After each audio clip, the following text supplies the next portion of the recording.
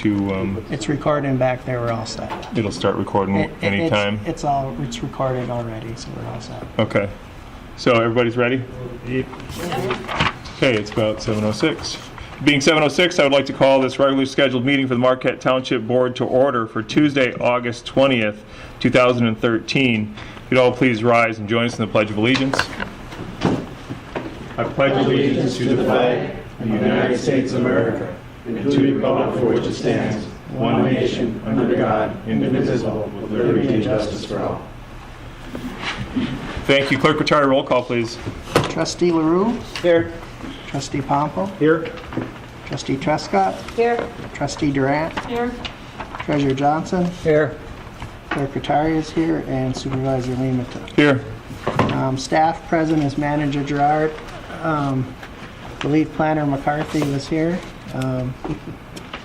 Recreation, our ZBA Chairman John Marks is here, and Dave Wiegand is here. I think he's the Roads Committee Chairman. And Rec Committee And Chairman. Rec Committee Chairman. He holds two titles. Thank you. The next item on our agenda is the consent agenda. As you are aware, the consent agenda typically holds those items which do not require immediate board action. This evening has the approval of the prior meeting minutes and closed session meeting minutes of August 7th, 2013. Received committee reports from the Road Committee, Sheriff's Report of July, Water Production Report of July, election statistics from the most recent election in August, Roads Committee approved minutes of July 10th, the Road Committee street lighting recommendation. Also, correspondence not requiring board action for the Michigan State Housing Development Authority regarding the historical designation at 44 Middle Island Point Road.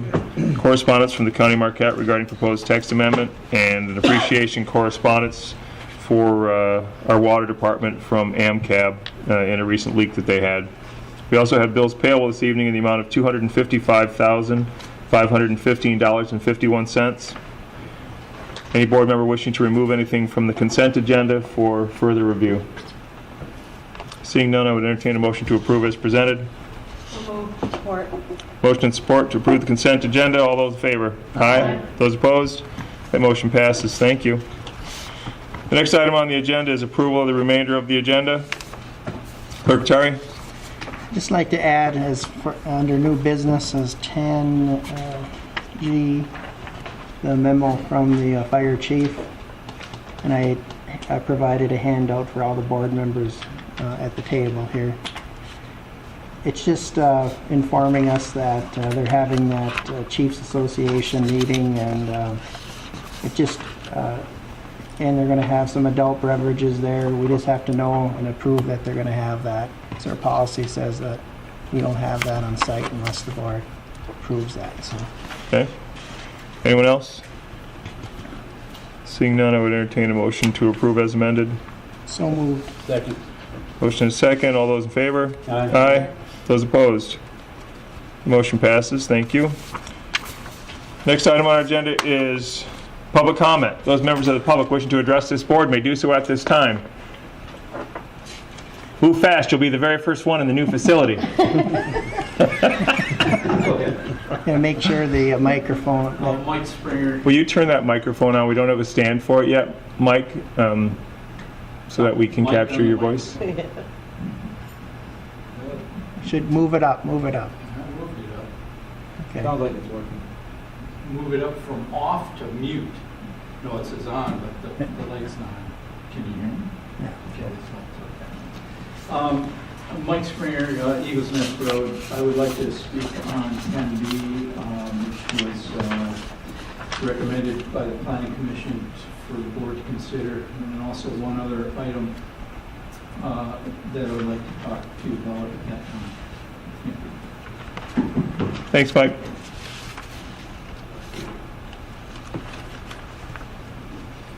Good evening, board members. Jim Clark, community responsible on the Golf Course Committee. These are plans to item 9A and 10A. And also with 9A, I have Vince Wadley here from Southern Australia. Thank you. Thanks. Anyone else? Vince Wadley, 135 Lincoln Springs, Marquette Township. here tonight to congratulate you. Seeing you sitting there is just a wonderful feeling.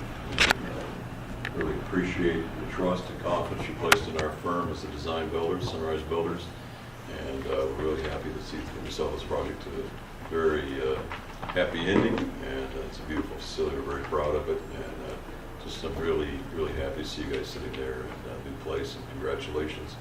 It's a wonderful building. It's quite an experience. Very proud that we delivered to you a month early, and it's just something that I'm always going to be very proud of, and one of the high points of my career.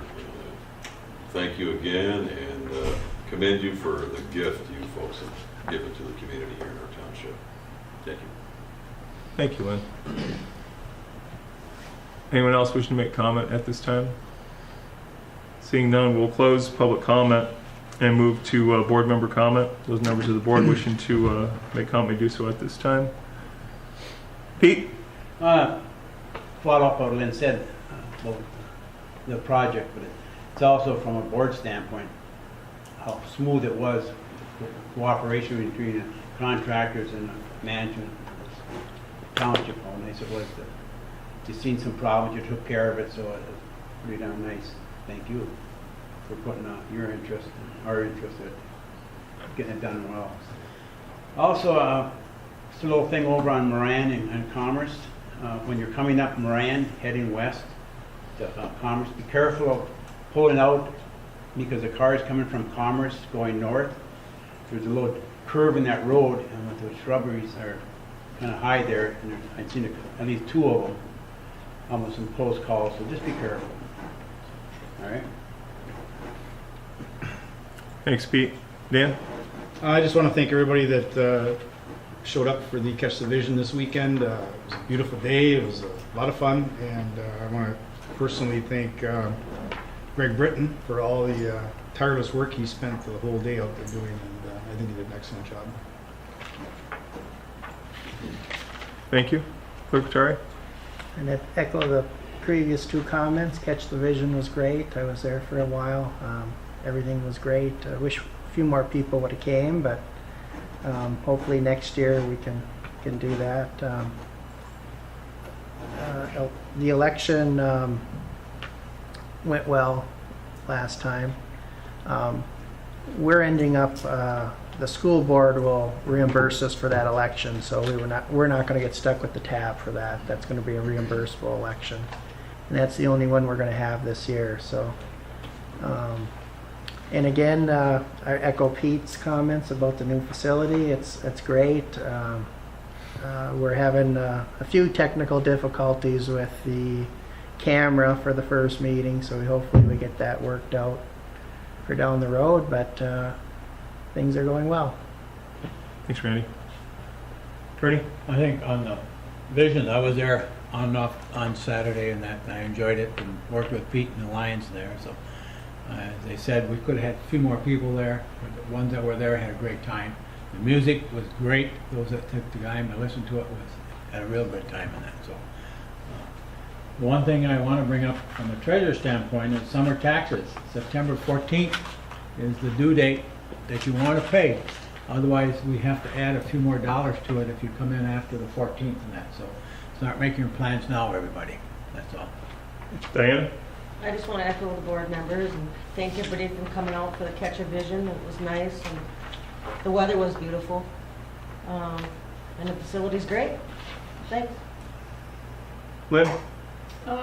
I didn't get to catch the vision. It's really hard for me to get away on a Saturday with a full hotel, which is nice, but sorry, I keep trying every year. I want to dunk Randy so bad. But the hall is awesome. The whole building is awesome. I went through the fire department too last week, and you guys did a great job. It's pretty exciting. We get to share it a little bit tomorrow. Hopefully we'll have 200 businesses here roaming through the open house for the hall. They've been notified and reminded. And the Business Association today at the meeting is asking, I guess, I think we're going to submit a letter to the board asking for direction, help, offering assistance with the corridor. We want to have maybe a meeting. We've talked about it at different levels. We've talked about it at planning, what we can and can't do. And our members are adamant about doing something, or at least knowing what they can and can't do. And if there's things that the businesses themselves are allowed to do, because we have our hands tied a little bit with MDOT and the road commission, since the township doesn't own that road either. So we'll probably go the route of submitting a letter and then seeing how the township wants to respond, how the board wants to, we'll list what concerns we have and the time frame and some of our suggestions. And we also had the Iron Ore Heritage Trail ribbon cutting, and fortunately we had a couple of representatives. Manager Gerard came too, some of the board members, so that was pretty spectacular. Stabenow was there, Casperson was there, Keevala was there, Mayor of Nagani, Mr. Wills, and it was a nice crowd, good weather. Of course, the governor spoke, so we're all pretty excited about that and the impact it's going to have on the community. That's it. Thanks, Lynn. First, wow, it's great to be in the new facility. It was a long time in coming. We spent about 15 years planning, so certainly we did our due diligence through many boards, and it's not just this board, it was the prior boards who had a vision about that we had to be prepared and poised to meet the future needs of the township, to control and sustain our growth, and we've done that, and it wasn't possible without the vision, certainly, of Cornerstone Development, Sunrise Builders, Hall Contracting over at the Fire Hall. It just wouldn't have come together without those guys getting involved and bringing to the board the design build concept. We spent a lot of time looking at every available option. I think we vetted it about as good as you could. I hope people are impressed when they get here. I know they will be. We're so excited to be here. We can't wait to show it off and show off our capabilities. We're very excited that the community is going to get an opportunity to get in here. When you see the community room, I think you're going to be very happy that the board had the foresight to move forward and put that in. It really enhances what we can do as a township from our perspective on getting information out and holding events. Big shout out to our events committee for this last weekend. It was a lot of work. Big shout out to the Lions Club who worked tirelessly in helping us pull off the Catch the Vision Committee Day. Pete, hats off to you. You were there most of Friday and all day Saturday, and none of that would have come together if it wasn't for the Lions Club and their tireless efforts. A shout out to Whitney Rugman, who organized the softball tournament. Went very well. So we're real excited about the things that are happening in this township, and if you're not a part of it, you should be. We really hope you come out. If you have a business in Marquette Township, we hope you're here tomorrow night, and then we will have the general open house. I believe the date kicked around is September 12th, so look forward to hearing that get advertised, but September 12th we'll have a general open house for everybody. We will probably do a ribbon cutting at that time, I would assume. We really hope we get everyone out here, and we'll give you a tour. Although this is your facility, and if you're in paying a utility bill and you want to take a tour, if we have someone available, we'd be very happy to oblige. Thank you. We'll close board member comment. There is no first forum discussion this evening. We'll move to unfinished business. Agenda item number 9A, Township Facilities Construction Update. Jim?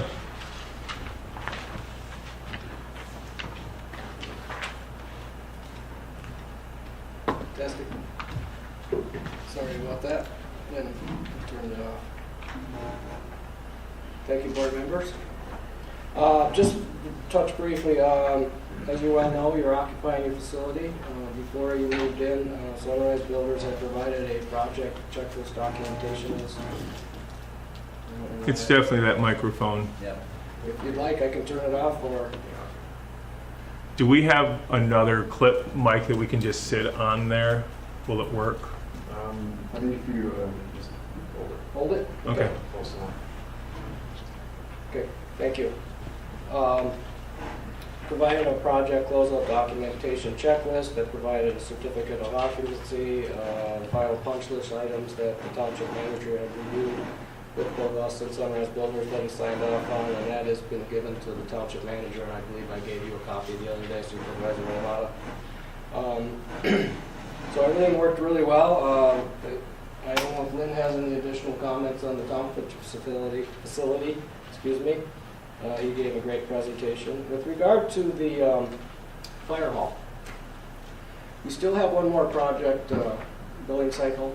That building is a little more complex. We still have a few outstanding items on that contract. The punch list is going through as we speak.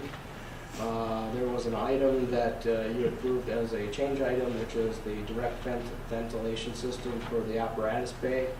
There was a long lead time on getting that equipment ordered and delivered, and that is scheduled to go in this week. I was hoping that Chief Sims could be here to give us an update, but obviously we have to do that implementation and installation around their current operations. So we have to be sensitive to their ability to respond to any emergency calls. There was some issues related to masonry quality of work, and we actually, the township manager, myself, and Bromley Hall from Town Hall Contracting met and went through it. We documented, took pictures, gave instructions on what we needed corrected, and to date everything seems to be working positively, that will be remedied and corrected. Most of it was, there was some issues related to color of block. We're talking to Fraco on that, on the block coloring. And the other work was more or less tuck pointing, and it was the quality of the labor that was done. And we actually had to take block off and reinstall it, and do it in a proper manner, and tuck point it and make it look the way it should. And then there are a few punch list items on both the interior and the exterior. One of the final things we did on the interior before the fire hall staff moved in is we had to do a coat of paint on the main hallway because of some damage that occurred from other contractors. Smudge on the walls, things like that. And that was corrected before they moved in. I'm available for any questions that you may have. There will be another billing cycle for the township fire hall, and I am going to do a final reconciliation and billing for the township facility, because not all of it came through Sunrise, some of it was direct billed through Cornerstone Development. So we'll do a reconciliation spreadsheet for the accountants. Lois can figure that out, and we can give to our accountants, and everything ties back to the contract. Great, thanks, Jim. Any board members have questions for Jim while we have him at the podium? Seeing none. Randy, do you have anything to add? You seem to be going well. It's been a very smooth transition.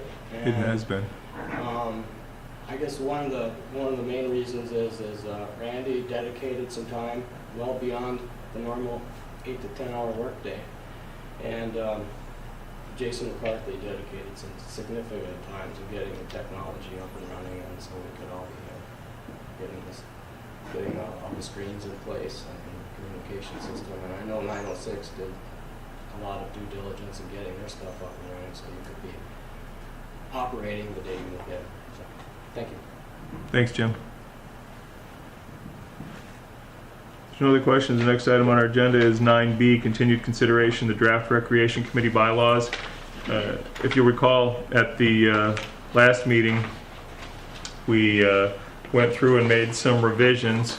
After those revisions, I sent the copy based upon our comments, sent the copy to the Rec Committee, so they would have an opportunity to review them also. And since we do have the chair here, Dave, if you would be so kind as to come up to the podium. And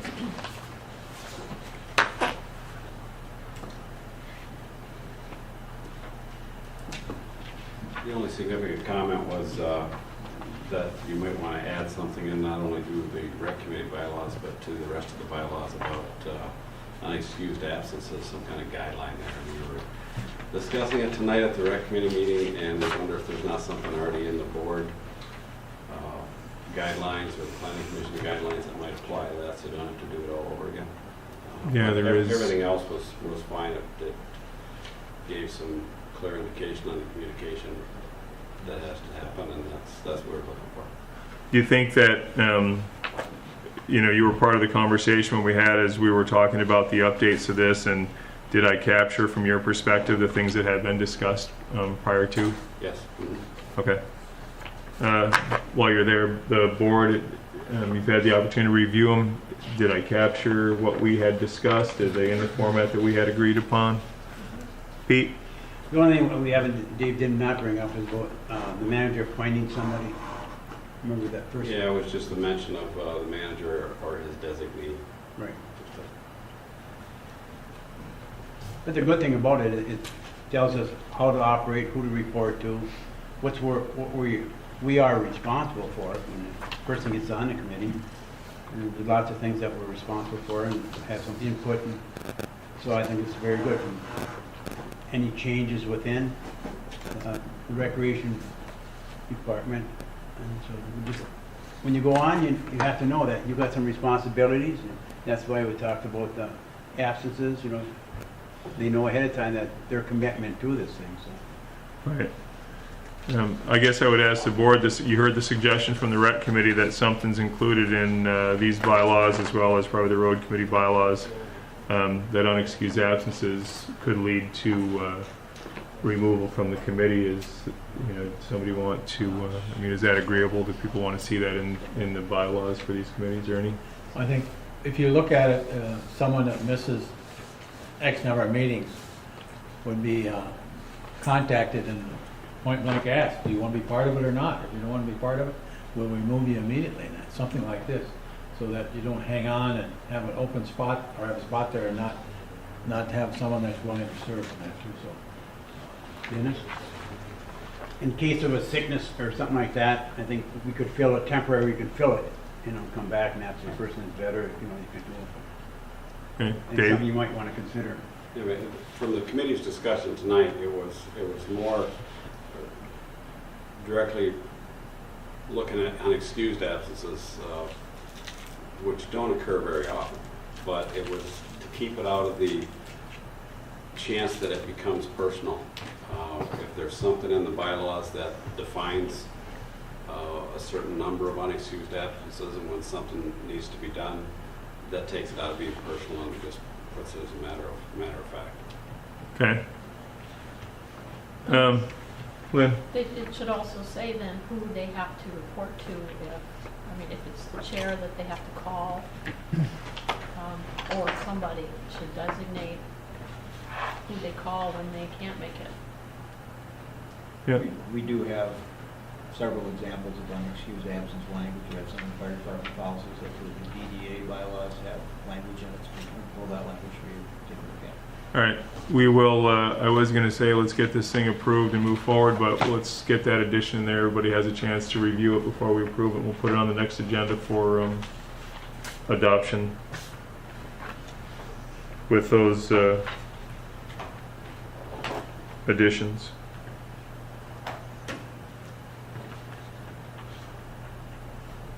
Dealing with member absences.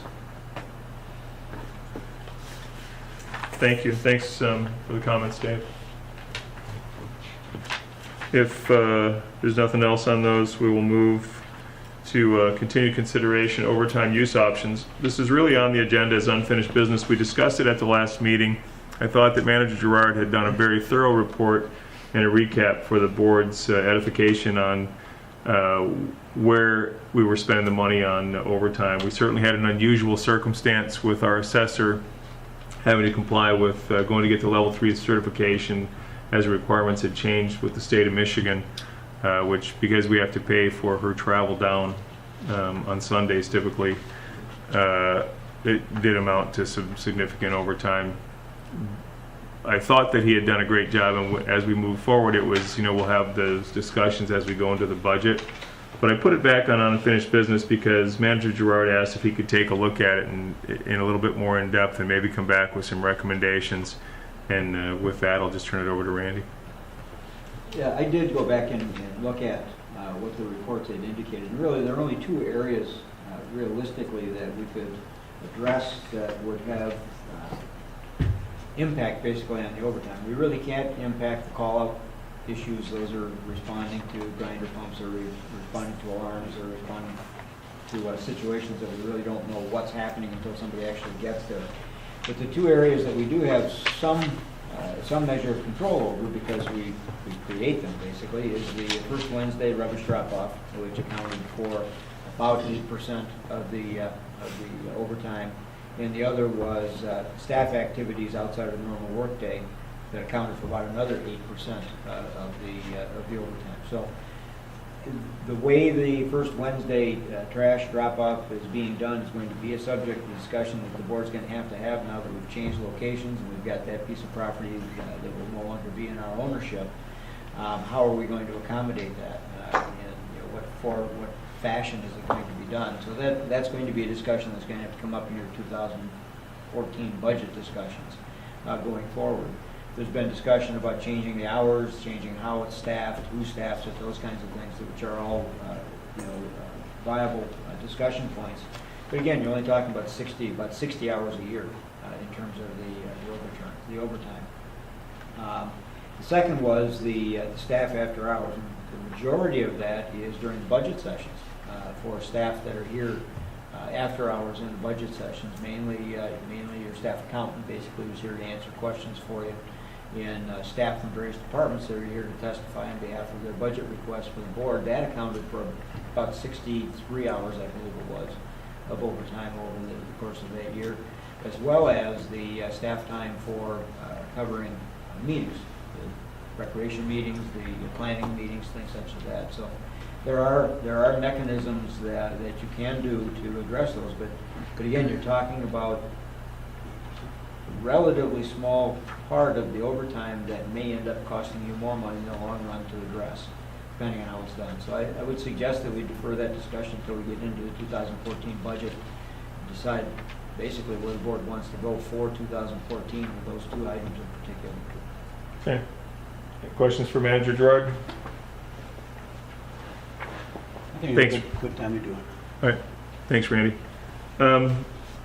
Next item on our agenda is 9D, continued consideration township facility fees.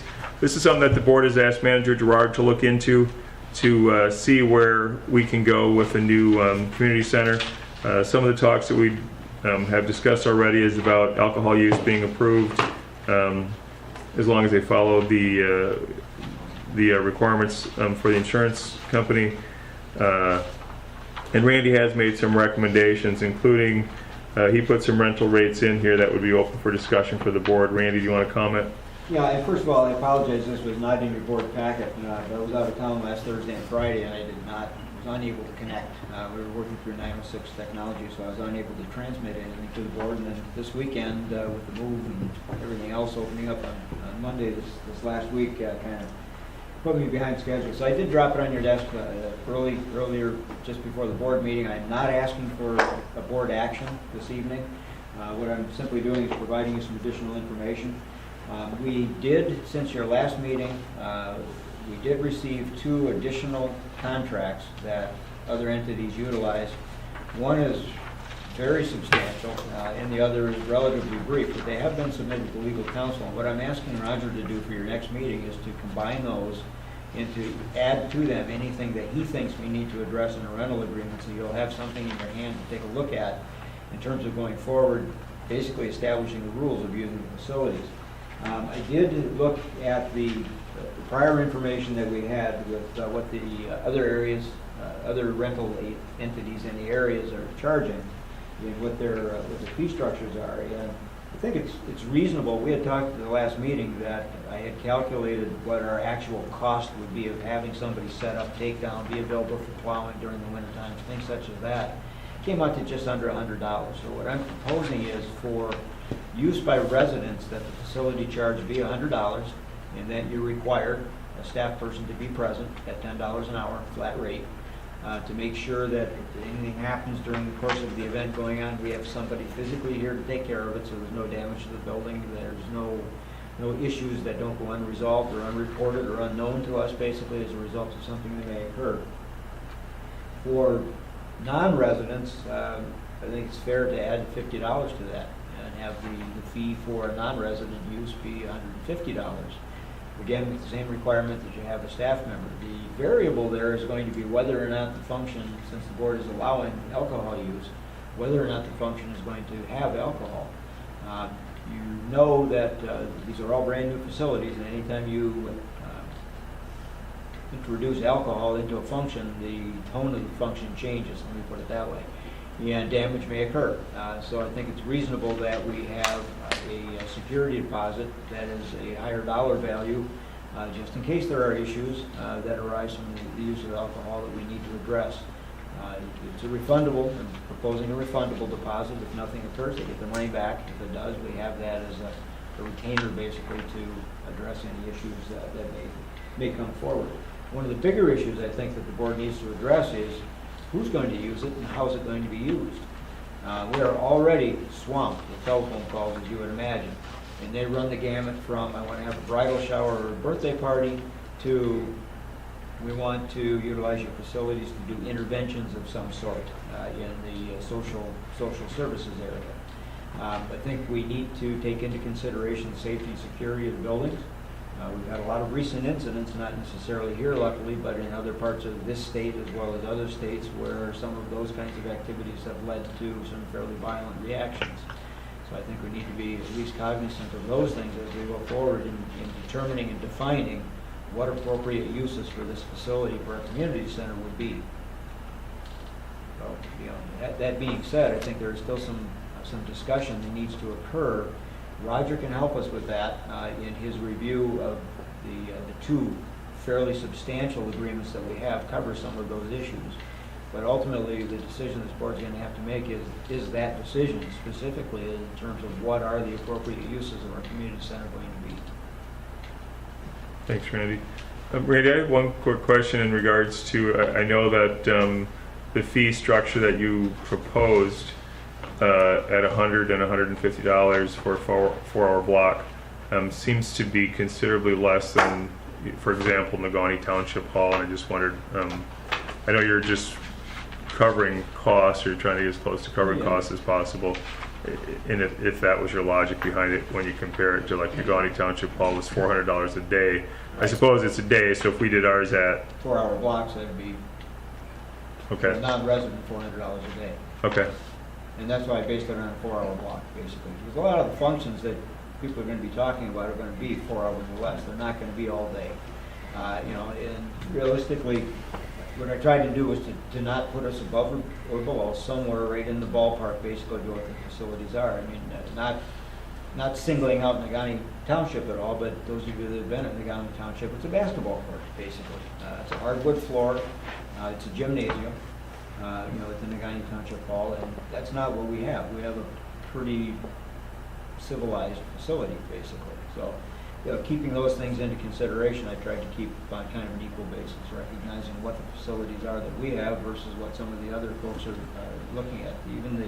Even the other one that was a fairly sizable comparison was the Masonic Lodge. Now it's bigger, but it's an older facility, and again, it's a hard floor. Doesn't have that homey feel to it. It's a gymnasium. It's like an auditorium, basically. So we're going to, I think, have to be a little more cautious. There is more potential for damage in our facility than there is in some of those other facilities. Let me put it that way. We have all drywall. It's not carpeted floor. Top quality utilities and not utilities but appliances and those kinds of things that I think we have reason to protect. I noticed that in the earlier narrative you did talk about an hourly rate and weekend versus weekday rates, but I didn't see a proposal on what an hourly rate would look like. Do you have something in mind if it's a group that wants to use it during the week in an hourly rate, with the idea that we already have staff here, so it's not really, that doesn't place an undue burden upon our staff to open that facility up for? No, it doesn't during the hours of 8 to 5 or 6:30 to 5, basically. But again, what I'm proposing here is a discussion point, a starting point, basically, for the board to then weigh in on. It could be very simple: as if somebody wanted to be here for an hour, it's $25. Okay. So that's why I kind of focused on a 4-hour block, so it gives you all kinds of variables, all kinds of options that you could take a look at. Our former, at the former Township Hall, when we were renting the Township Hall out, it was $25. Is what it was. So it keeps it consistent with that historically. For short-term things. Now we do have some folks that want to schedule regular meetings. As for instance, one of the examples I'll use is if Trustee LaRue is successful in starting a Marquette Township Lions Club, that would be something that would be in existence for the benefit of Marquette Township. And from that standpoint, I don't think those folks should even be charged. That should be something that we should make available to them because they are working on our behalf for things like, the Catch the Vision, the community day that just happened last Saturday. So those are some of the discussion points that we need to address, and some of those will be addressed by the agreement, the draft agreement that would come back from Roger. I guess you would call those the Township benevolent type associations, like the beautification committee, things like that.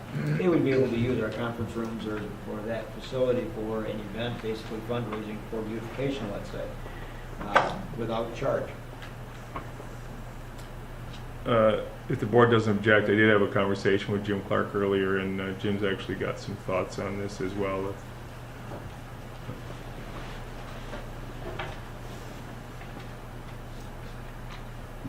Good evening, board members. I just wanted to provide you some more input into the process. I think Randy's analysis is spot on with regard to looking at cost of covering staff. I tend to agree with looking at whether it is a nonprofit entity or whether it's a profit entity, and if the nonprofit is providing community services, that they should be given some type of break for that, because it's providing community services. If I'm just going to wear a property management hat for a second here, and if I looked at this as a vacant space, just as a rental property, for a fair market rate, what would that cost per day to cover all of your the cost of constructing the building, paying your utilities, your insurance, and things like that? And your break-even cost would be anywhere from about $150 to $175 a day just for that space. Now, one of the biggest things I think you're going to run into as far as managing costs, and I think you may need to look at this in your rental structure, whether it's nonprofit or profit, is how large the group is going to be. Because if you're going to have an extended event that is 4 to 6 hours and there's alcohol served and there's more than 50 people, there's going to be a significant increase in your utility usage than it would be if it was less than 50 people. Or if it's a short meeting and they're not serving alcohol, I just think you should consider the size of the group and maybe have a tiered structure, because that puts a lot more utility usage on the building, especially with water and sewer. I know you charge back to the utility companies, the utility department for your services. It's an internal calculation, but still, it's water being used and that cost, and sewer being used, and that cost will be significantly less for a group of 20 than it would be for a group of 80. So I think you should look at something like that, where it's tiered, or the size of the group and the type of group. Thank you. Thanks, Jim. Pete? In the past, they've had, people used to stop and pick up the keys and bring them back after. Manager, want any comments on that and reasons? Well, I think, we had some discussion about that at the last board meeting. I think board members agreed, at least in principle, that we were not going to be issuing keys to the folks. In the past, when we've done that, we've lost control, basically, of the keys. The keys got lost, and then they got found, and we didn't really have an idea of how many keys were actually out there in the community for the building. So we wanted to ensure security of the building.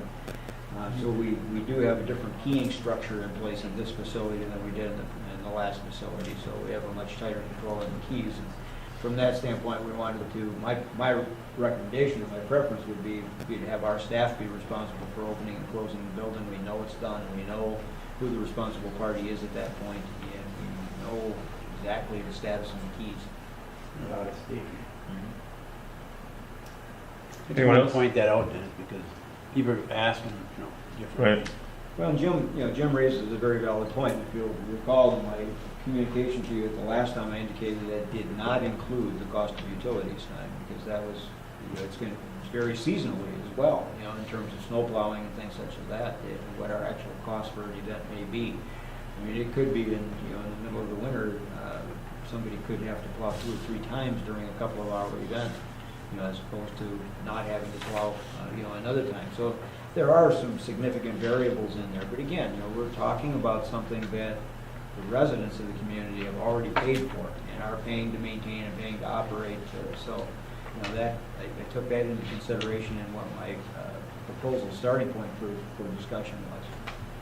Thanks, Randy. Lynn? Couple questions, and an observation first. As a hotel owner, my cost per room to rent for a night is probably, I don't know, $300 or $400. The accountant said it's just almost ridiculous to try to calculate what it would cost if you started adding in taxes and utilities and all of your expenses, all of your payroll and everything. There's no way. So we have to do it on volume, just to give you a different perspective. You can't always capture all of your costs. And I'm concerned about and we really haven't talked about it, but the card player type people and the other little groups that might want to just have an hour meeting.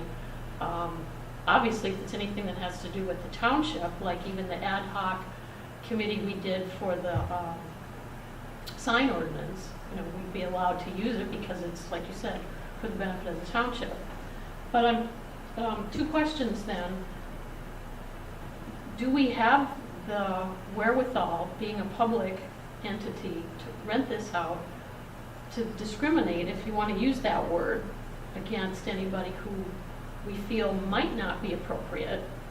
And the second question would be, are we going to set up a separate account to actually have, so that if we want to make improvements or additions or even expand it at some point, we have a separate line item account that we can say, yes, we've taken in, and we should be able to keep track of it anyway, X amount of dollars this year, and maybe we advertise it more, we spend more money on that, and have that account be separate for that facility. So two different questions. Well, I think the first question is going to be addressed by civil council, in terms of, there will be language in the agreement, basically, in terms of establishing what our rationale is for the use of the building, and that's one of the discussion points that we have to have. The second part of that is that we already do that. Anything that would come in as a deposit or as a rental fee is kept separate in the record, so that would be accountable. Now, what would not necessarily be specifically kept a record of, as Jim was alluding to, is how much water was used, how much utilities. And you're absolutely right.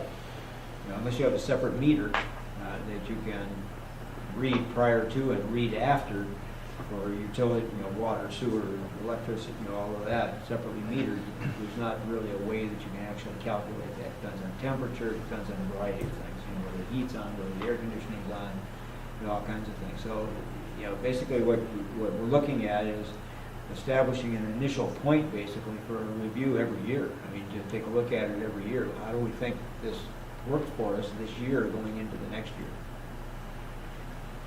So what if we had somebody that just wants to come in every Wednesday at 11 and play cards? Whether they're township residents or not, how would we handle that too? Well, those are some of the things that you can get into. What my concerns are is we had one just recently, we had one social agency basically that is already doing things someplace else that is interested in shifting that activity here to avoid some liability. Well, that places liability on us. And it's, you start getting into interventions where they've got clients coming in here of some sort to have services be provided. Now that's something different than what our community center was designed for. And those are the kinds of things that we have to look at.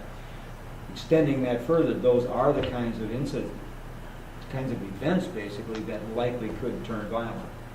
So, again, from a safety and security standpoint, I think we have to be aware of that. It's not just the group that's in there, but there may be something else going on here as well as in the business office, that if you've got somebody that's not pleased with what went on, they're already in the building. especially Dan? during the daytime.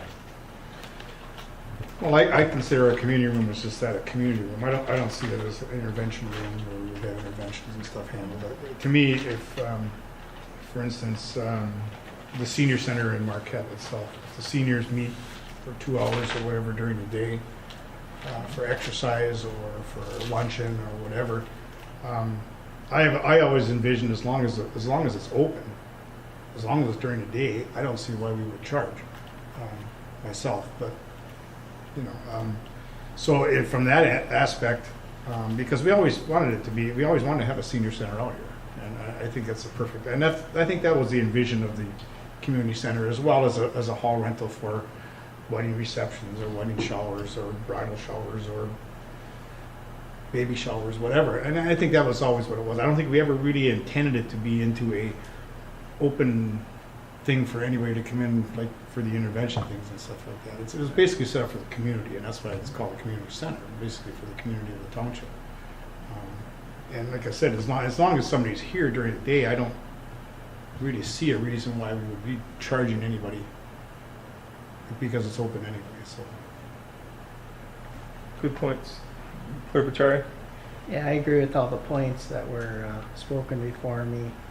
I guess thinking about this, the only thing that I'd like to see is, like, if you have a birthday party here in the weekend, I don't know if they're going to need the full 4 hours. Maybe they need 2 hours or something. So just break that down, the $25 an hour plus the 10 for someone to be here. And you've got you got a $50 rental plus 20 for the person, so there's $70 right there. And because I know most birthday parties or showers I've been to are usually just 2 hours. And so I would just like to see that 4 hour drop to 2, and that's the only. I'm happy with everything else. That's only my concern with it. So, and in the weeknights it's the same thing. You'll probably have after hour rentals here, and and I agree if it's a township function, it should be provided during the day for no charge. So. Thanks, Randy. Ernie? Following up a little bit on Dan's during the day, I look at that, I agree with part of it, but the other part of it is when they're in there, it's the wear and tear of the building at the same time. So a minor or a minimum amount just to be in there during the day, and that, I don't know what that amounts to, I don't know, but anything you do in there is going to be wear and tear on the building and that. And so I'm sure that the residents have paid for it, but to maintain it and continue to maintain it over the years, we should have something going in there and that. So You are going to have some costs. yeah. I mean, you're going to have to clean, you're going to have to repaint, you're going to have to do some things periodically to keep the room viable and keep it attractive. Diana? You got anything else? Weigh in. I tend to agree with Dan about being a community building for the community. And then I tend to agree with Charity for the 2 hours, but 4 hours is good too, but if they could do 2 hours if they wanted to, or 4 hours if they wanted to. Other than that, I seem to agree with it.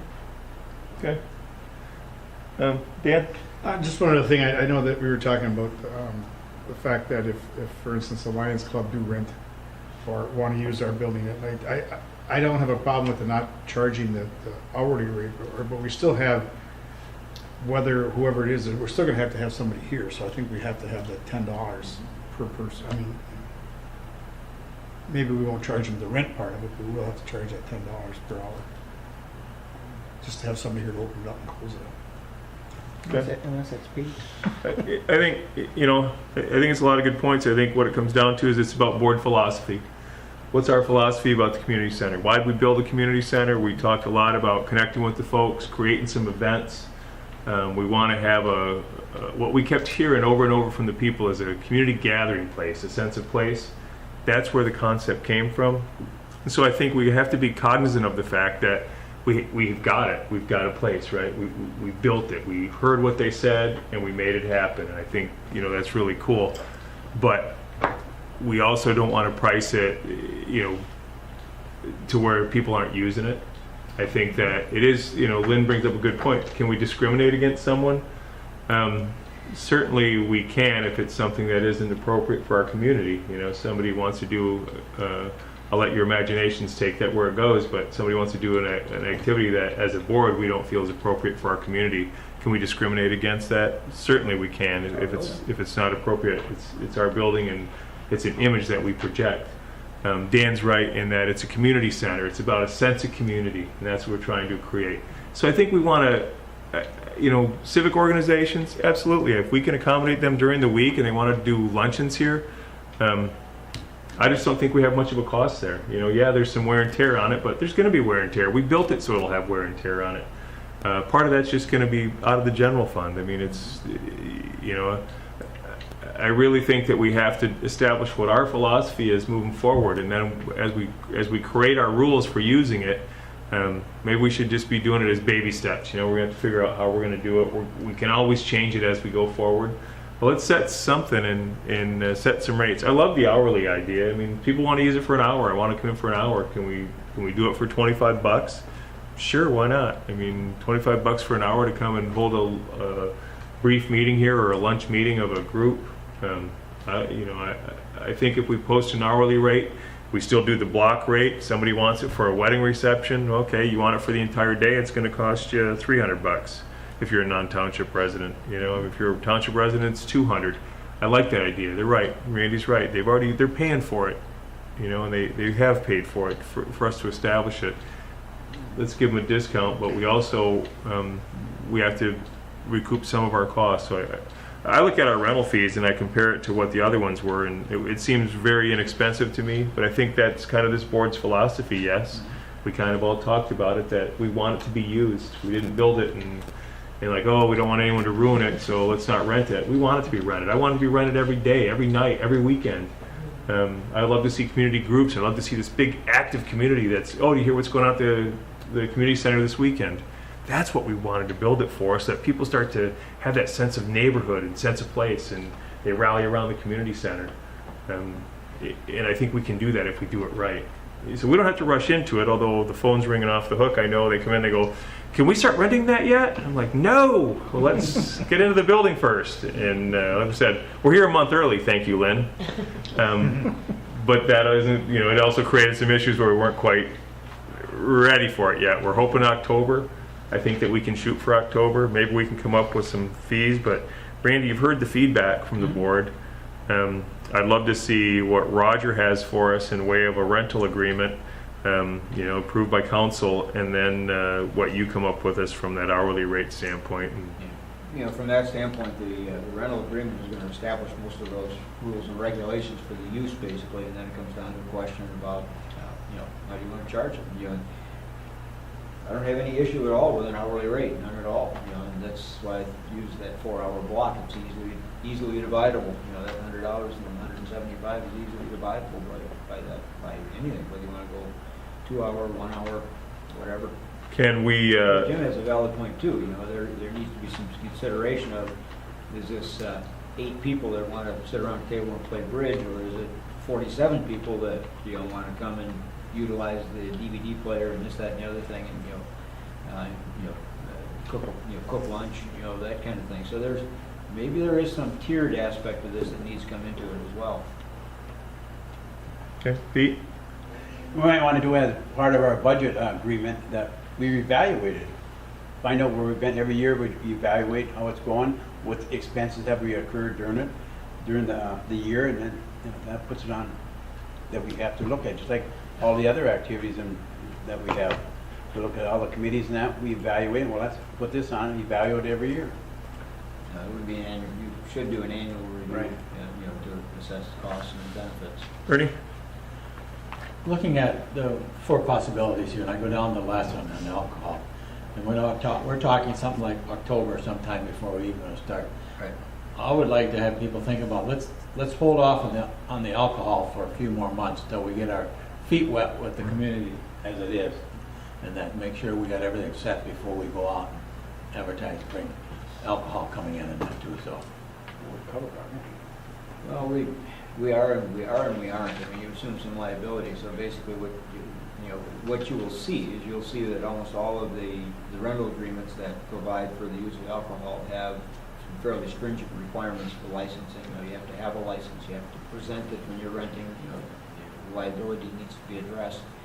And it is a significant concern because, we're the deep pocket, if something happens, we're the one that's gonna get sued, not the person who threw the party.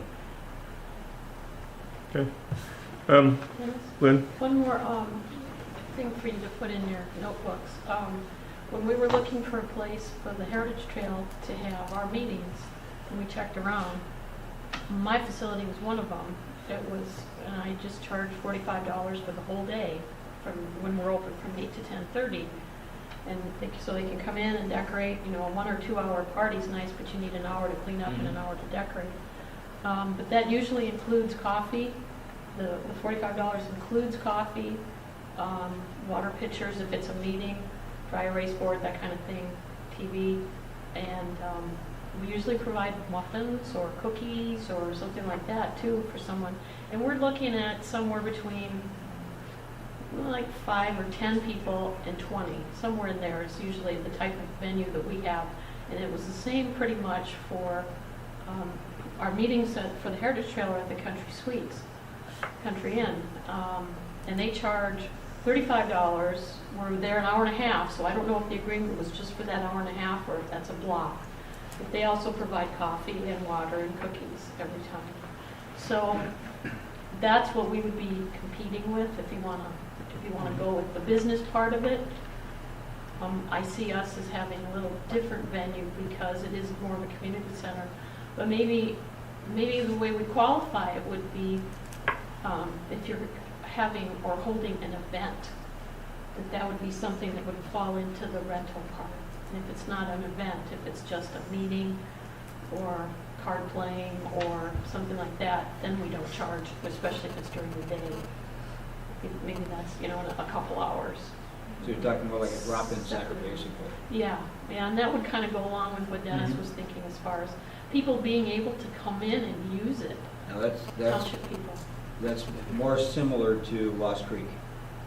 The center that they have at Lost Creek. It's available basically to the residents of Lost Creek to just drop in, drop in, read, play cards, whatever.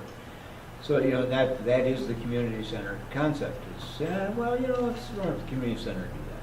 You get half a dozen people together, that kind of thing. And I think that's what Supervisor Limade and Trustee Pompa were talking about. I mean, that was the concept of putting in the community center was someplace for an impromptu gathering of township residents to occur. So during the day, we're here. I just think you have to be careful with that because once we have somebody who wants to come in and rent it and you have people like, oh, we'll just go to the community center. Right. I think we need to establish it that it's a rental, that we do rent it out, that it's a rental thing, that we schedule events in there so that it's not just a drop-in. Yeah, and it would have to be understood that I think if we're going to do a something drop-in, already then we do it on regular hours like we do it on Yeah. Thursdays from 2 to 4 or whatever, and have coffee available. Pete? I would suggest that if somebody just wants to come up and do something like that, at least they call, and so make sure that it's available and stuff like that, so, if they want coffee, you're gonna have a coffee pot over there, I believe. They can make their own coffee and stuff like that. They should call. Okay. Dan?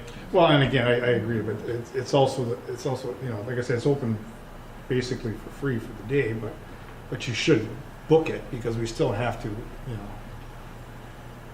if you have 5 different groups that want to come in at 1 o'clock and during the day, it's not going to work that well. So No, I think we block out. I think it's easy to block out sometimes that say these are weekly drop-ins. It's for come in, play a game of cards, read, whatever you want to do, and that eliminates that issue.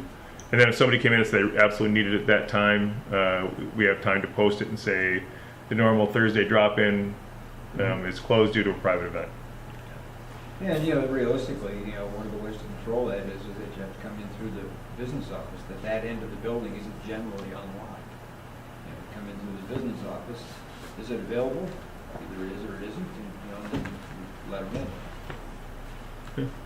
I'm looking forward to see what you present at the next meeting, Randy, once we have the rental agreement approval from council, and then I wrote down a ton of information that I'll recap and send you as well. The next item on our agenda is 10A, consider progress billing number 10. Randy and Jim. I'll let Jim start.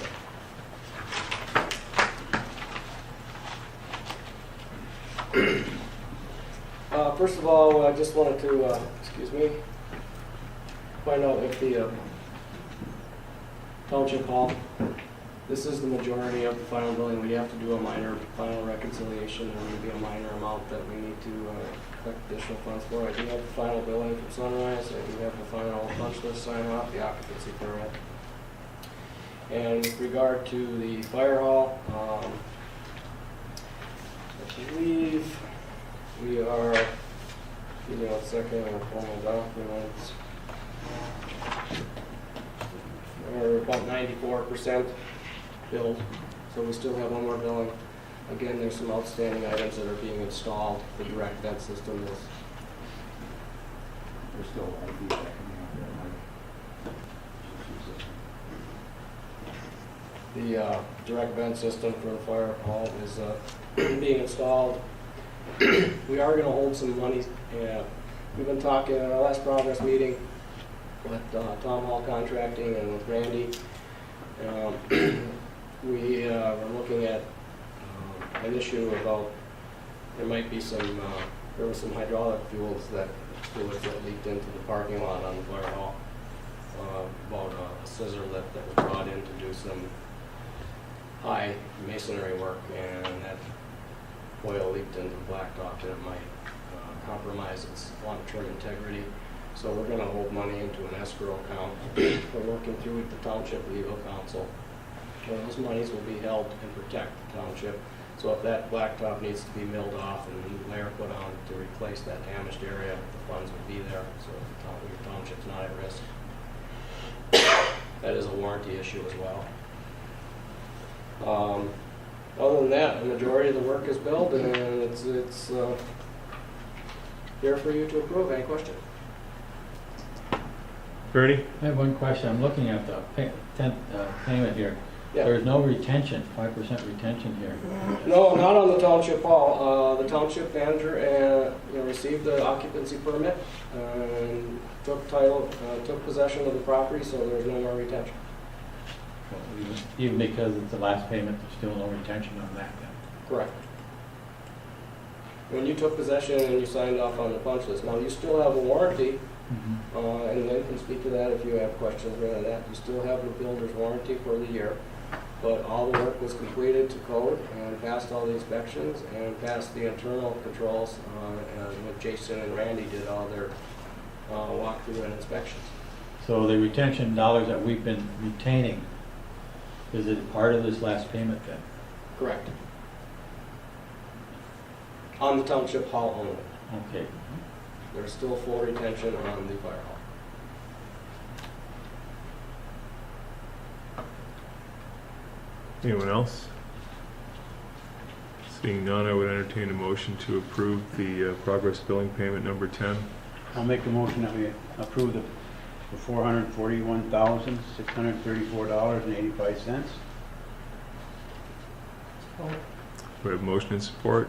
Any other board comment? There'll be one more payment coming through on the fire hall then, too. Correct. And there might be a small amount done when we do a final reconciliation on the Township Hall. too. That's it. All those in favor? Aye. Those opposed? Motion passes. Does that mean that we won't see their smiling faces anymore? No, you'll see me until the township hall is completed. And then we do have the amendment for the Public Works building that is starting to commence. You're going to be starting to take action, I believe, on your next meeting. You'll have it on your agenda. I guess to give you just a brief update on that. The site plan was approved by your planning commission. There was a few modifications that we needed to make to that plan for the crusher, or rather the next door neighbor property. Because we are putting a drainage structure into the county right-of-way for your stormwater, and we needed to add a culvert in there for our private property access. And then we are doing our final building design through IDI, and when the final plans are going to be coming to you for approval and permit. And once you approve that, we'll be issuing that for bidding. Now, the majority of that project will be bid through the Builders Exchange. There is no covenants that apply. That is different in the contract. When you built this facility and the fire hall facility, they were predicated upon restrictive covenants that required specific services by individual contractors. That does not apply. That is one of the amendments we made in the contract. Our company and Tom Law are finalizing the contract details with Township Council. Thank you. Thanks, Jim. Next item on our agenda is 10. I just got one question. When we do the final payments on both, actually this wouldn't be so much for Jim, but Okay. when we get the final payments out of the way for the fire hall and the township hall, can we get a per building a complete list of everything that we've spent, including furniture and, Yes. and everything, so we can break it out so the residents can see exactly what we paid for each one of the buildings? Oh, absolutely. We do have that list in place, basically. It's through the last, right now it's through the last progress payment, and it will be amended with this progress payment as well as any of the other equipment that has been added. So it will be break up by building. Thanks. Next item on the agenda is 10B. Consider the MNRTF grant distribution formula letter of support request. In your packet dated August 15th, you have a transmittal from Planner McCarthy in regards to a letter of support request on the MNRTF grant distribution formula. At the Planning Commission meeting, they did discuss this issue, and that they were starting to hold some of the public meetings in regards to this. You'll also note that they did make the recommendation that Mike Springer hand deliver a letter of support to the town hall meeting in Escanaba on Wednesday, August 21st, and that his expenses be reimbursed. Since that time, and Mike, if you want to approach, but since that time, they've scheduled some additional meetings, including one in Marquete, which I'm assuming you would much prefer to attend the one in Marquete versus the one in Escanaba. Yes, and that doesn't necessarily limit it to me also, but yeah, the trust fund, as you know, we've actually, I got to thank Trustee Grant for sending this information. It was out of the Township Association newsletter that these hearings were going on around the state. And as you know, in 2010, we acquired an acquisition grant, which represents 75% of the way the funds are distributed, and 25% of the funds are given towards development grants, which the Rec Committee would like the Planning Commission and the board to consider in the future for a development grant for Schwimmer Park and possibly Lions Field. But so I brought that to the Planning Commission, and they supported it and asked the board to consider a letter of recommendation. And as Supervisor Limita has pointed out, Jason has written a draft of something you may want to consider. But it would really be good. I also talked with Carol Fulsher today. They're talking about looking at the distribution formula instead of 75-25, 75 acquisition, 25 development, at changing the way the monies are distributed, possibly 50-50. I'm not sure what they have in mind. Our concern is that if we open this up, does this open it up to other changes? And these funds are based on natural resource extraction. Companies come here, we lease the mineral rights, they take the ore or whatever it is, oil, natural gas, and a lot of it goes out of the state.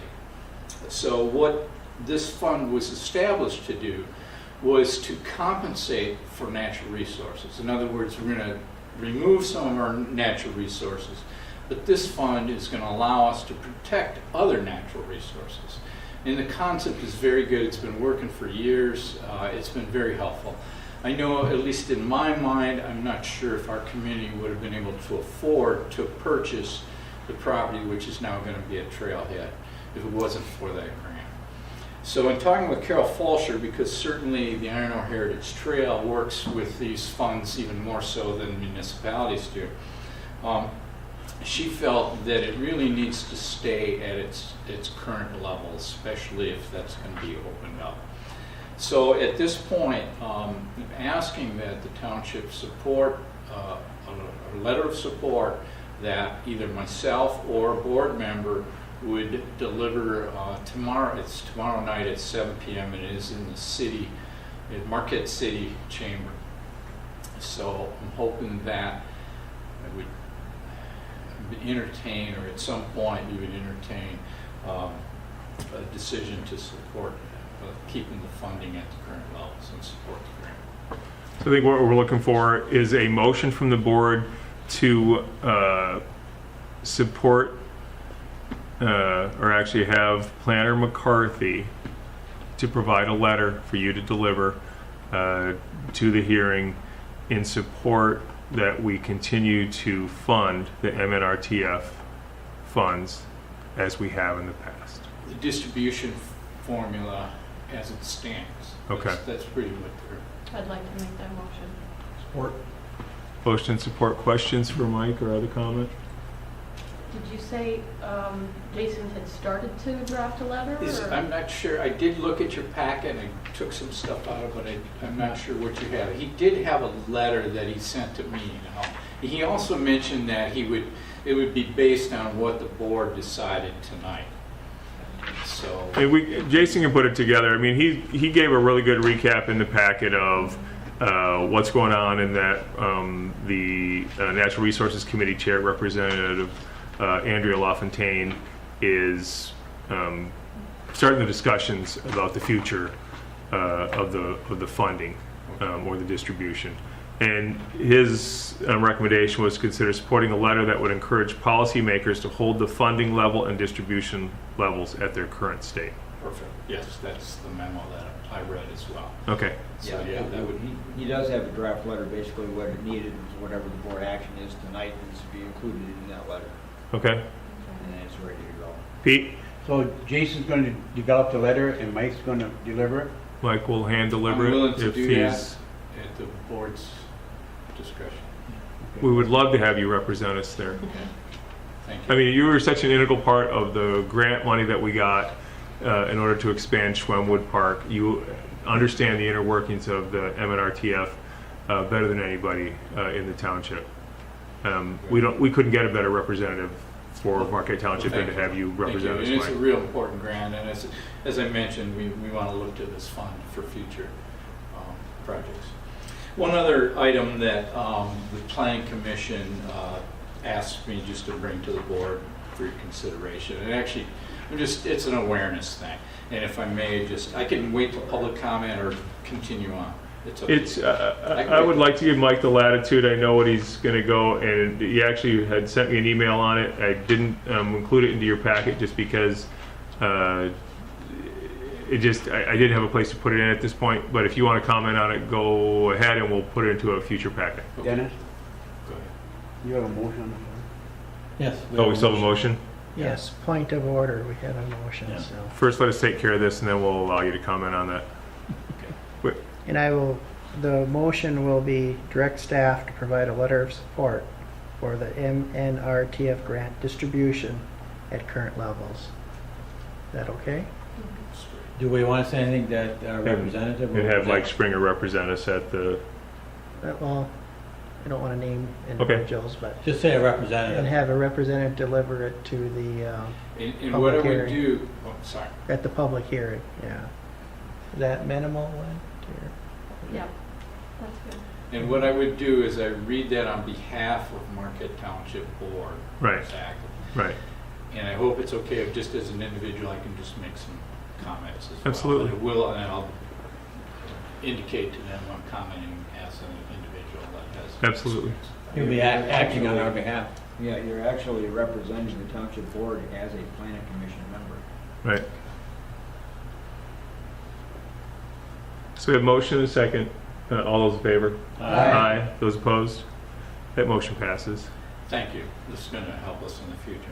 One other item I brought up, and it's interesting that the front page of the Miami Journal had two issues on it. One, of course, we just addressed with the grant, and the other one, they talk about losing loons, and thousands of loons.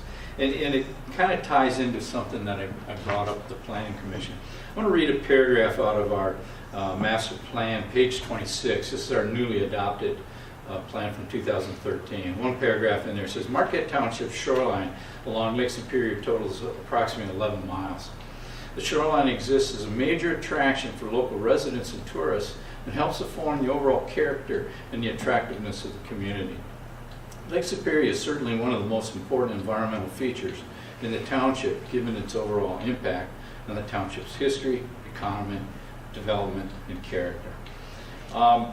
And I became aware of this. There was a letter to the editor back on August 11 about investment needed, and it identifies some of the budget cuts that are being proposed. And one of the ones that this particular person, who is Emily Whitaker, and she is the director or project manager of Yellow Dog Watershed, but she wrote concerned about Great Lakes Restoration Initiative, that nearly 80% of those funds are to be cut. And that they have, this initiative has restored a lot of, has a lot of projects that have contributed to clean watersheds and also cleaning up toxins in Great Lakes. And as we all know, first of all, this greatly affects our municipality because not all townships have the opportunity to have coastal, a large section of coast on the Great Lakes. And as a planner, really have to look long range and what's really going to be good for our community. One of they tell you what you look for are the natural assets. What do you have that's a natural asset that you can capitalize on? Marquette Township is full of natural resources, especially in terms of its attractiveness for recreation, scenic beauty, and clean water. So this really affects us greatly, and I just hope that the board continues to pay attention to the funding and the lack thereof that is being proposed. I have a couple of documents here. I'm just going to hand them to Supervisor Limita. But one of them, it is a U.S. House representatives out of the Appropriations Committee for Interior and Environment Bill of 2014, and discuss the whole thing. But overall, it says it cuts 19% of that budget. Well, the problem is, well, 19% across the board is one thing, but when they are adding some funding to areas such as fire protection, which makes sense. But they also are cutting certain programs that are going to directly affect our natural resources in this township. So I just hope that you pay attention to this. This is a bipartisan issue, because no matter what side you usually vote for, it really is about having a quality place to live, maintaining that, and having a good future for all the residents of our township in the future. So please consider looking at that and paying attention to that. Thank you for your time. Thanks, Mike. Next item on our agenda is 10C, consider the proposed Marquette Township zoning ordinance text amendment, Article 15, detailed use regulations, Section 15.04, detailed accessory use regulations, as a first reading. You do have a transmittal from Planner McCarthy dated August 15th that is in your packet, and Clerk Rattari. Yeah, this was approved at the Planning Commission level, and Trustee Durant might have any comments on that. This is for your, before you tonight for the first reading. It'll be, if it's approved, it'll come back as the second reading, and then it will be into full force after that. Lynn, did you want to just have any comments to the board about what the original intent was, what you found on this, which required the change to our zoning ordinance? Jason McCarthy can be cryptic sometimes because the Planning Commission is not always privy to some things that are going on, but I believe we've had a request from a business person who wants to add a residential area above their business. So that's how this came about.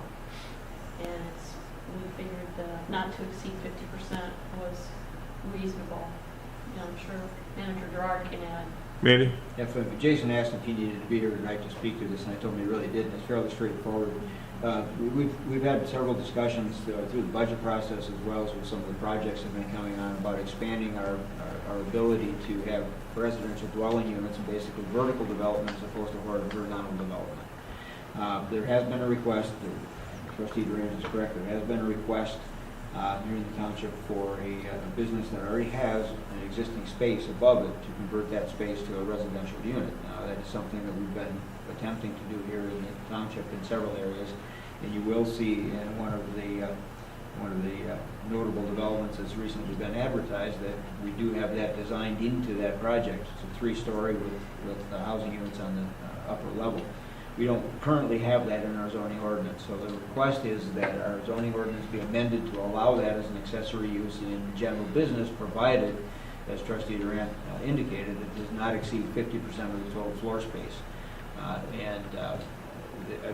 Direct your attention to the last page, basically, of what Jason provided to us, and I think that's probably the simplest explanation of what's here from the County Planning Commission, who unanimously supported this on a number of reasons, that the trend now nationwide is for vertical development as opposed to horizontal development, and to get into more densely populated, smaller spaces, basically. Maximize land use, maximize planning, minimize the footprint on the environment. I did like what the county commissioner's comments were: greater housing variety and density, reduced distances between housing, workplaces, retail, business, and other destinations, more compact development, stronger neighborhood character, and pedestrian and bicycle-friendly environments. That's the bottom line, and it is, as an example, the Up the Sky group that we're working with, that is their focus is on just total development. It is basically the walkability, the vertical development, as opposed to occupying large tracts of land when you don't really need to, preserving it for open use. So we need a motion to accept as first reading. I'll make the motion. Second. We have motion and support. All those in favor of accepting as first reading? Aye. Those opposed? If there's any additional information any board members may wish, Jason is in the office and certainly has a wealth of information basically on the trends, the developmental trends and planning trends in this regard. Ernie? Will this kind of address the email we got from that one individual about sprawl too?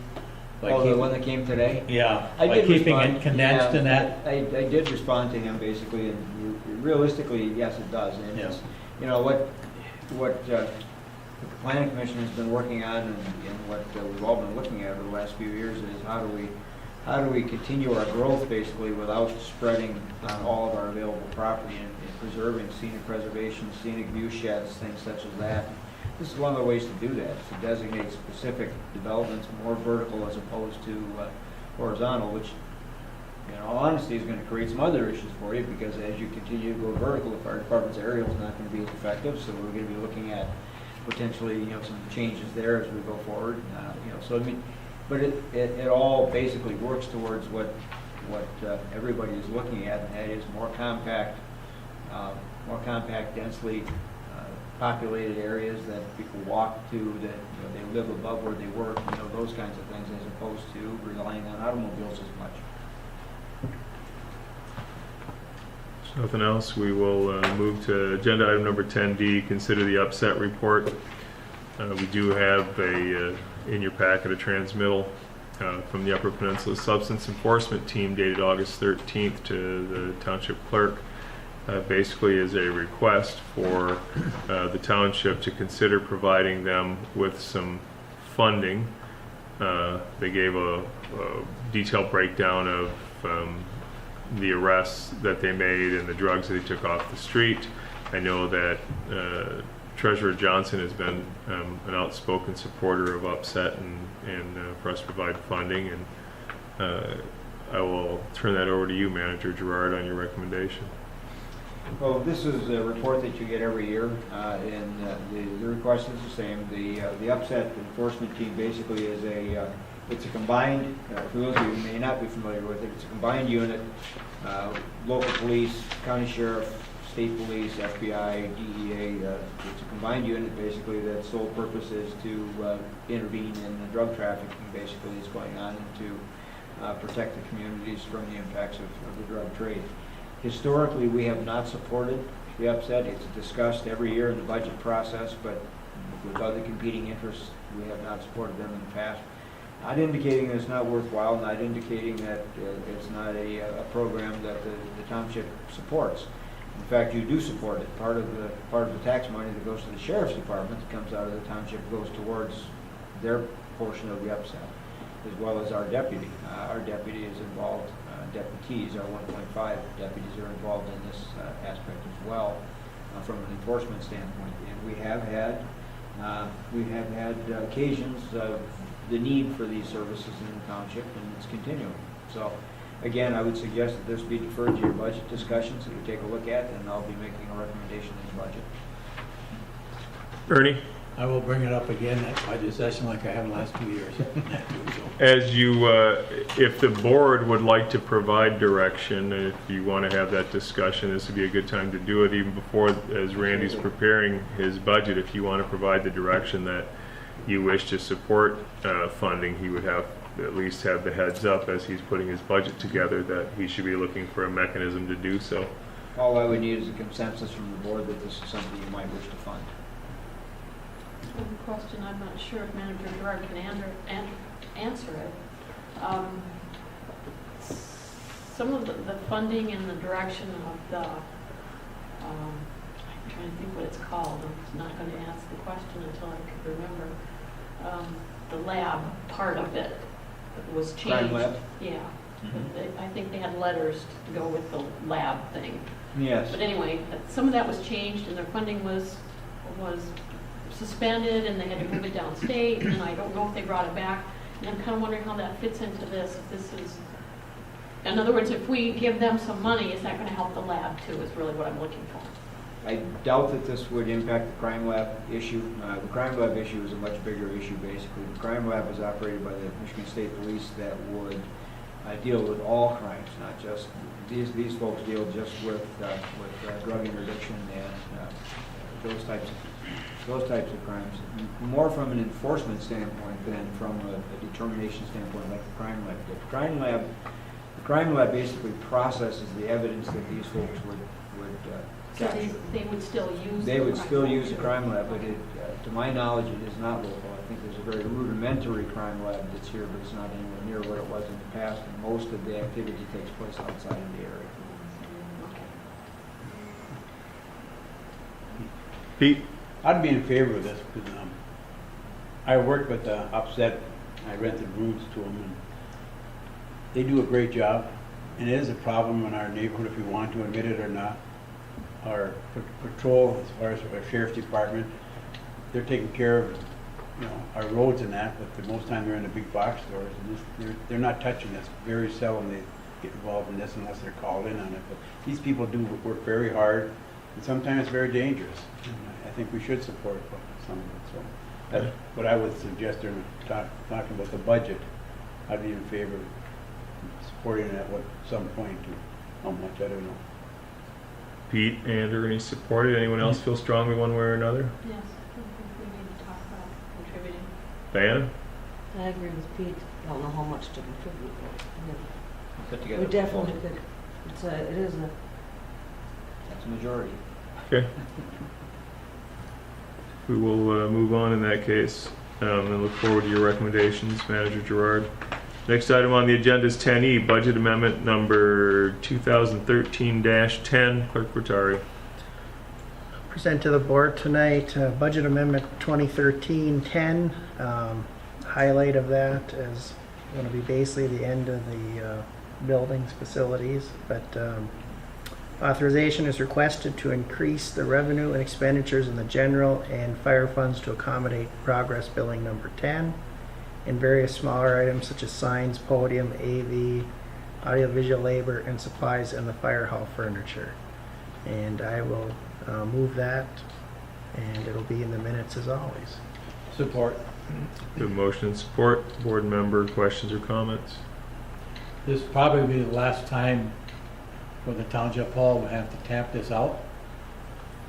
We still got the fire hall mowing that we'll have to.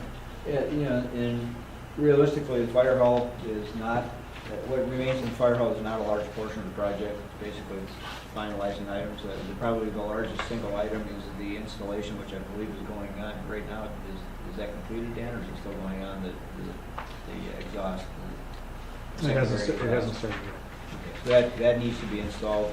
So what Jim left, that's what Jim was referring to earlier when he said it was a fairly large project, that they had a long lead time for the equipment to get here. It is now in the process of being installed, so that's probably the largest part of that last building. Any other comment or questions? Seeing none. Clerk Peteri? Clerk Peteri is yes. Treasurer Johnson? Yes. Trustee LaRue? Yes. Trustee Pompo? Yes. Trustee Truscott? Yes, Trustee Durant? Yes. Supervisor Pimenta? Yes. Motion carries. Thank you. Next item on the agenda is 10F, Manager's Report. Randy? Very short, there isn't one.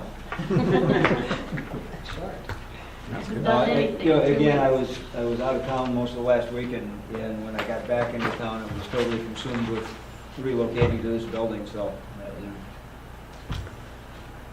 we'll catch up next time. Okay. Any questions specifically for Manager Gerard that any board member may have? Ernie? I have one. I asked the manager here a week ago last Wednesday, Thursday, or Friday about the blinds in the building. And he mentioned that they should have been in he referenced last week to get in. I still don't see them here. Yep. So, I got the email today from them. I asked them what the status was because, as you can imagine, the east side windows and the west side windows are pretty unbearable in the morning on the east side, and in the afternoon on the west side. The last of the blinds were shipped yesterday. They expect to have them by Friday, so we'll be looking at installation this weekend. well, we have to have someone here then when they install. I'll be here. Because I know there's some furniture that'll have to be moved for them to do it. Not very much. Most of the windows where they may have to get involved in moving something is just in the business office, and you're talking about four windows on the west side and basically one window on the east side. So it's going to be minimal. Any other questions for Randy? Seeing none. We'll move to agenda item number 10G, the Fire Chief's memo. Clerk Peteri?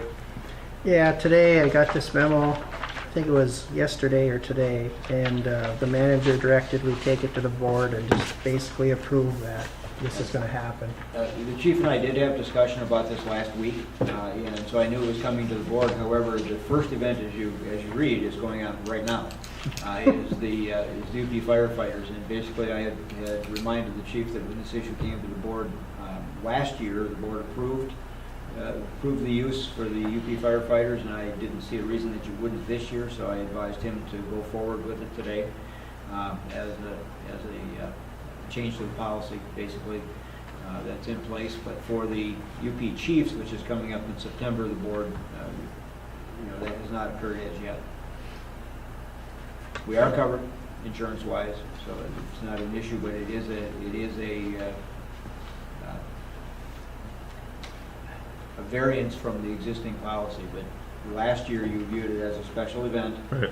That was township benefit and approved it.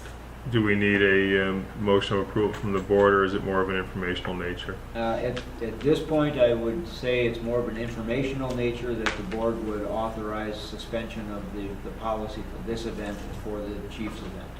Okay. So moved. Support. Those in favor?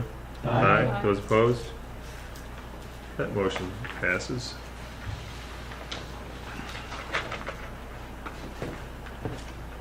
Next item on our agenda is public comment. Those members of the public wishing to address this board may do so at this time. I thought you were going to cut him off with the pass, Steve. Just real quick, I've had the opportunity to be in this facility here on the 13th as a road committee member, and Jason McCarthy gave us a tour. of this facility, and it's a magnificent facility. And I want to just congratulate this board and Randy Gerard for all your hard work in making this a reality, because this is a very impressive facility, and I think it's going to help attract businesses and residents to the area. So thanks. Thanks, Mike. Just a quick comment on your discussion about the township facility fees. The tiered approach was brought up, and I just wonder if you'd given any thought to what kind of facilities they were looking for, as to whether some additional amount if the video equipment was needed, and a change in the rate of the kitchen facilities were needed. It might help defray some of that cost, and that's where the larger expense is anyway. So that's more of the tiered approach. Thanks. Yeah, more of an a la carte approach. What's that? It's a la carte. Yeah. What do you need? Thanks, Dave. I think along with that, just following Dave, looking at the size of the group may be something we want to consider too. Right.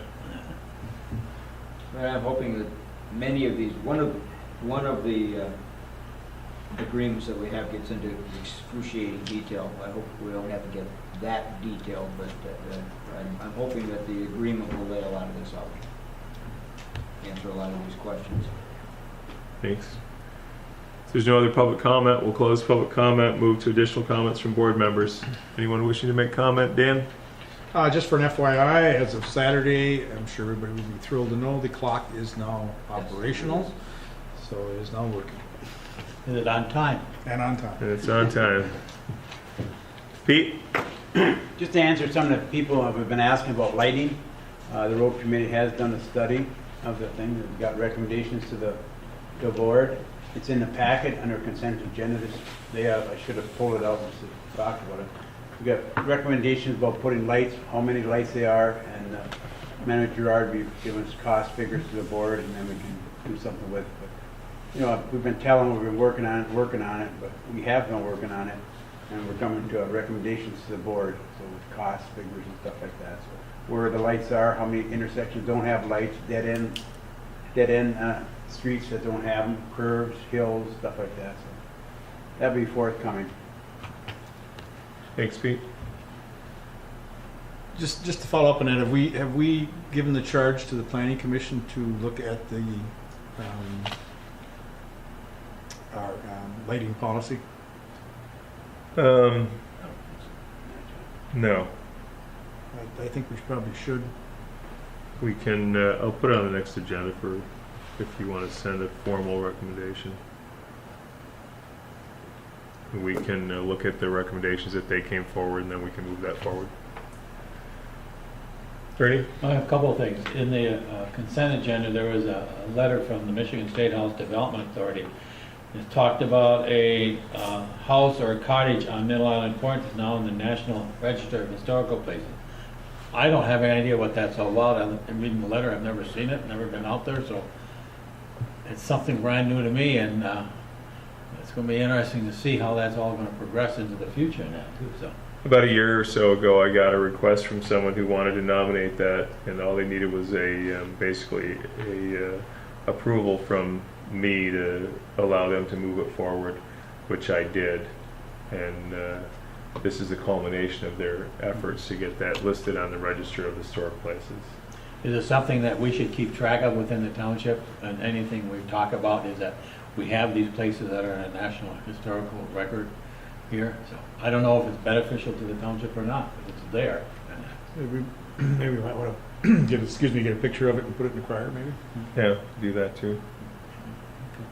I think the other thing is the article in the Mining Journal here about a week ago about the county supporting the city's tax tribunal for $1,000, and I read that and I called the supervisor, and I just couldn't believe that they acted like that, something like that. Here we've been working on tax tribunal for a year and a half, and we get no dollars from anybody. We will be making our request, our formal request for funding, and would anticipate, although when you read the minutes of the conversation that they had in funding this funding request, I don't know that receive any funding, but I would hope so that when you look at the dynamics and the dollar amount that the potential impact that they have, that we would also be looked upon in a favorable light to also receive some funding. Diana? Just to follow up on Catch a Vision, just want to thank everybody for coming out. Okay. Lynn? I was going to mention the tax tribunal issue too, just to see if I was going to ask Manager Dart if we'd gotten any money from them. I didn't remember hearing.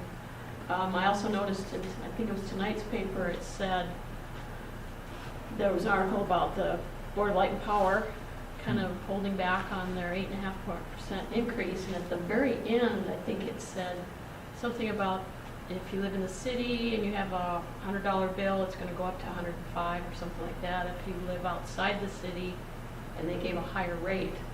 And I thought that's something we've already gone through in the past, that they can't charge outside the city people more money. We may be revisiting former events at some point, but We do have a utility review committee that reviews it, and we meet a couple times a year, but yeah, it'll be revisited as we look to what their rate recommendation will be moving forward. there is a Supreme Court decision on it that we'll be paying Reminded. attention to.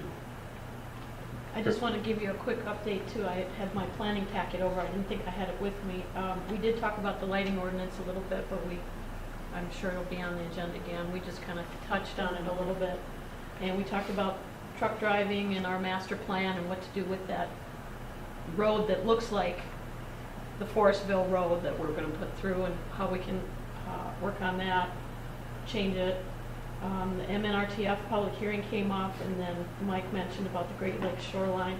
We talked about forest preserve, that zoning where we protect that property that we have that we don't want messed up. But we also saw an approved site plan review for the theater and preliminary, well actually pre-preliminary condominium development in the 70-acre up the sky development. So I didn't want to forget to tell you that. Thanks, Lynn. Clerk Terry? A few items here. Catch the Vision was a great event. I think we need a few more picnic tables under the pavilion. We had a little lack of seating there. I'd still like to see a charcoal grill there, somewhere down the road. And then the organizers of the Old Timers used the field, I think, a week prior to that, to Friday before that. And they had really good comments about the field, and probably will continue to use it. And a suggestion was made that maybe the Catch the Vision event next year could be coordinated with the Old Timers game, and we get a lot of those folks to stick around too. Would be great. And that's that on the recreation. Yesterday I sent the board out performance evaluations for the manager, that time of year again. It's been a year already, so if you need I sent it out electronically. If anyone needs a paper copy, let me know. I have those. Okay. Supervisor Limata might want to provide a memo, as he did last year, stating the guidelines we operate for evaluations. And those have to be into me by the 30th of September. And that's it. Ernie? Lynn brought up electrical costs. If you read the paper, and the last part of it, or listened to it on TV, they talked about the individual company they got for analyzing the cost factors in that, what it's going to cost them in the next 3 or 4 years. I got to thinking, listening to it, I was sat in that session at Northern, when they're talking about rebuilding the dam and everything else, and what it's going to cost. It's going to take X number of years before they're going to return on investment. It was a fantastic length of time. 30 years. Pardon? 30 years, they'll recoup $30,000. 38,000, something like that.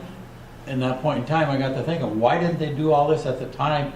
And they said there would be no cost to anybody by them rebuilding the dam and that. And I said, something doesn't come together here at all. So it's just ridiculous as far as I'm concerned.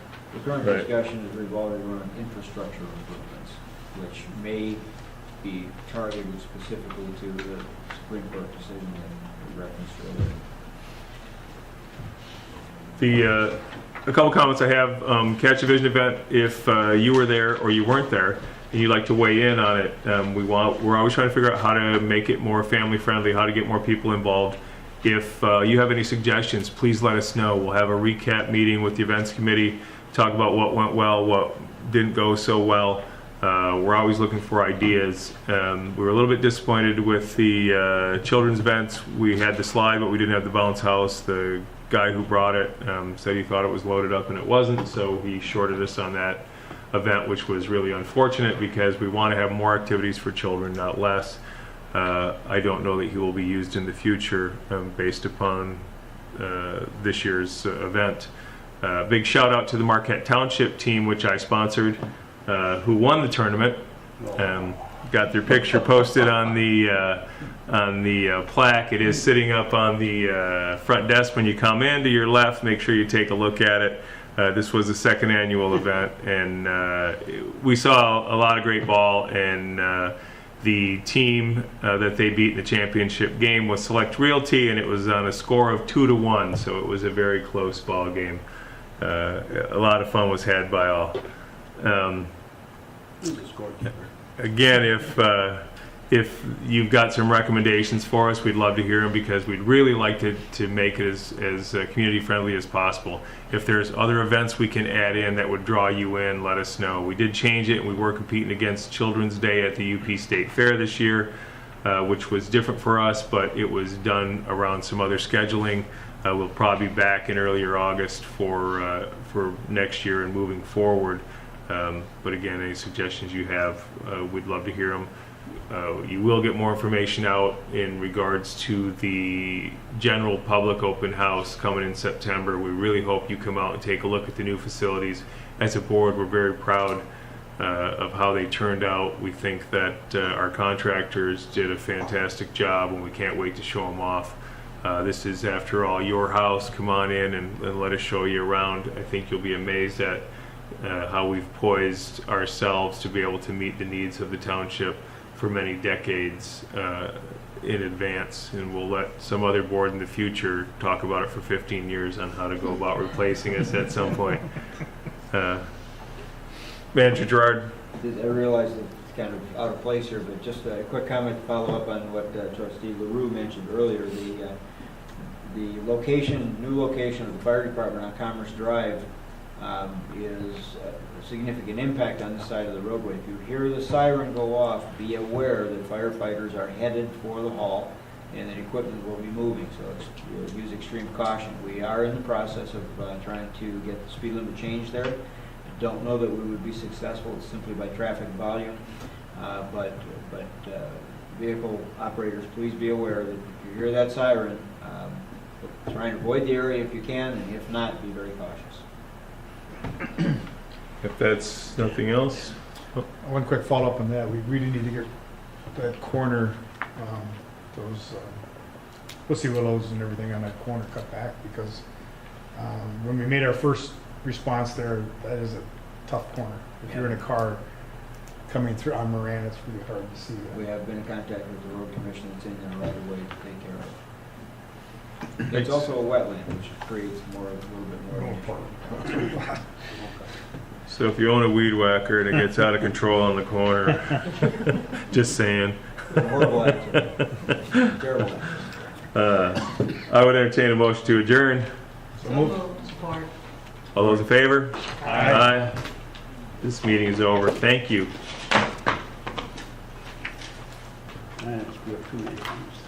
Well, we survived the first one.